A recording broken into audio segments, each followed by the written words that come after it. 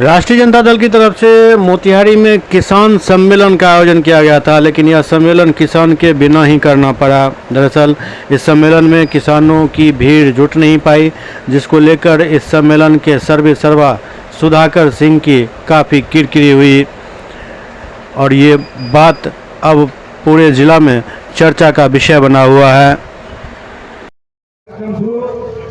इसके पहले मैं जिलाध्यक्ष भाई नूरान साहब को मैं अनुरोध करता हूँ। भाई नूरान साहब आए और हम लोग भी अपनी बात रखें। भाई नूरान, जब हम बिहार में सत्ता में आएंगे तो हम आर्थिक न्याय करेंगे और आर्थिक न्याय को नारे तक सीमित नहीं होगा, बल्कि हम जमीनी हकीकत तक बदलने का काम करेंगे। और उन्होंने कहा था कि जब हम सत्ता में आएंगे तो मोदी ने कहा था 2 करोड़ सरकारी नौकरी देंगे। सही ना, 11 साल में नौकरी नहीं मिला भारत सरकार में, लेकिन तेजस्वी ने कहा था कि हम सरकार में आएंगे तो 10 लाख को सरकारी नौकरी देने का काम करेंगे। और 17 महीने के कार्यकाल में 5 लाख को सरकारी नौकरी ही देने का काम नहीं किया। वो नौकरियां गाँव की सेवा के लिए था, गाँव के किसानों के लिए, मजदूरों के बच्चे को पढ़ने के लिए शिक्षक के रूप में बहाल किए गए थे।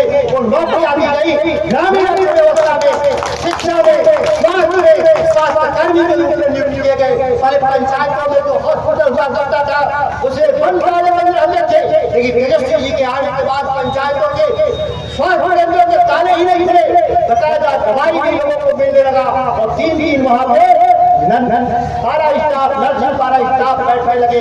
ऐतिहासिक बदलाव के नेतृत्व में था। क्यों नारे के साथ नहीं, बिहार में परिवर्तन तैयार थे। सत्ता हमारे लिए भोग का साधन नहीं है, सत्ता हमारे लिए सेवा का साधन है। जरूरत पड़ने पर हम सत्ता को ठुकराने वाले लोग भी हैं। आप याद करिए कि देश में जब एक आंदोलन था कि राम मंदिर को, बाबरी मस्जिद को ढा दिया जाएगा, और तब लालू प्रसाद जी ने हम लोगों का निर्णय लिया था कि बाबरी मस्जिद को ढाएंगे, हम उनके गुनाह को माफ नहीं करेंगे। और यही आडवाणी को यही पर गिरफ्तार करके सत्ता चाहे दखल हो गए थे, लेकिन समझौता नहीं किए। यही बिहार हम सामाजिक न्याय और धर्मनिरपेक्षता का सिद्धांत और ये सामाजिक न्याय का जो सिद्धांत है केवल आरक्षण तक केवल नहीं है, नौकरियों तक नहीं है, बल्कि समाज के हम बाजार में मंडियों में बैठे थे, यहाँ मजदूरों किसान जो है उन तक न्याय पहुंचे।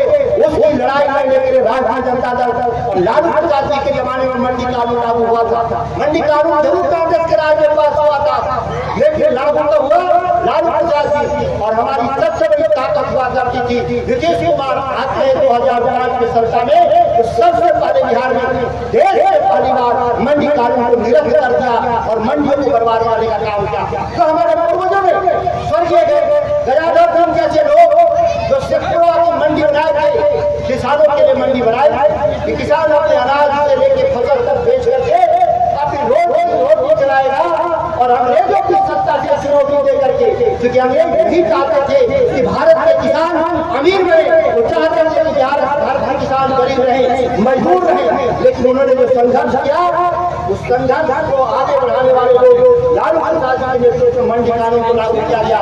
लेकिन हमारे बीच से निकले हुए एक बात याद कीजिए, जो झूठा धपोसला परोसने वाला सामाजिक न्याय का जो आप कह सकते हैं भगोड़ा सिपाही नीतीश कुमार क्या थे, सामाजिक न्याय के भगोड़ा सिपाही ने पहले आते ही सत्ता में किसानों को जब्त करने के लिए मंडी कानून को रद्द कर देने का काम किया था। ये इतिहास है, ये कोई छुपा हुआ नहीं है। साथियों, भारत सरकार के मंत्रियों के बारे में मैं इसलिए नहीं ज्यादा कहना चाहता।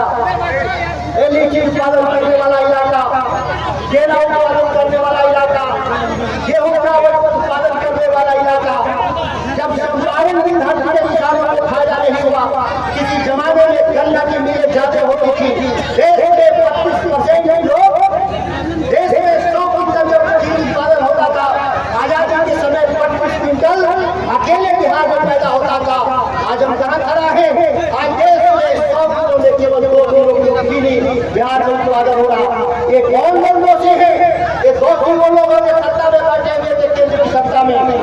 गुजरात आगे गया, महाराष्ट्र आगे गया, लेकिन बिहार का एक किसान आगे नहीं गया। इस बात सुधाकर सिंह जी जो राष्ट्रीय जनता दल के सांसद हैं बक्सर के और चंपारण की धरती पर आके तरह तरह की बातें जो कर रहे थे, तो चंपारण के लोगों ने उनका कितने गर्मजोशी से स्वागत किया, या आप सब लोगों ने देखा ही कि कुर्सियां खाली रह गईं।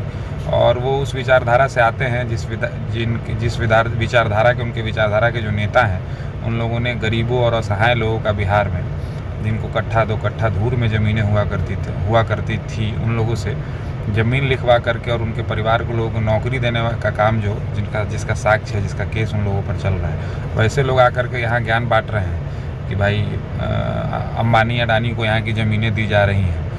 तो वैसे लोगों को इस तरह की बात नहीं करनी चाहिए। चंपारण काफ़ी आगे है। चंपारण आज़ादी के जो संघर्ष हुआ आज़ादी का, चंपारण सत्याग्रह, उसका नेतृत्व करने वाली जगह है, गांधी जी को महात्मा बनाने वाला जगह है। तो चंपारण इस ऐसे विचारधारा के लोगों को स्पष्ट पहले भी जवाब देता आया है और उनके कार्यक्रम में आप लोगों ने देखा ही, आगे भी जवाब देता रहेगा। चंपारण राजनीतिक रूप से काफ़ी सूझबूझ वाले लोगों का जगह है और ऐसे बिहार को जंगल राज, बिहार को अपराध, करप्शन, भ्रष्टाचार की तरफ ले जाने वाले विचारधारा के लोगों को इसी प्रकार से नकारता रहेगा।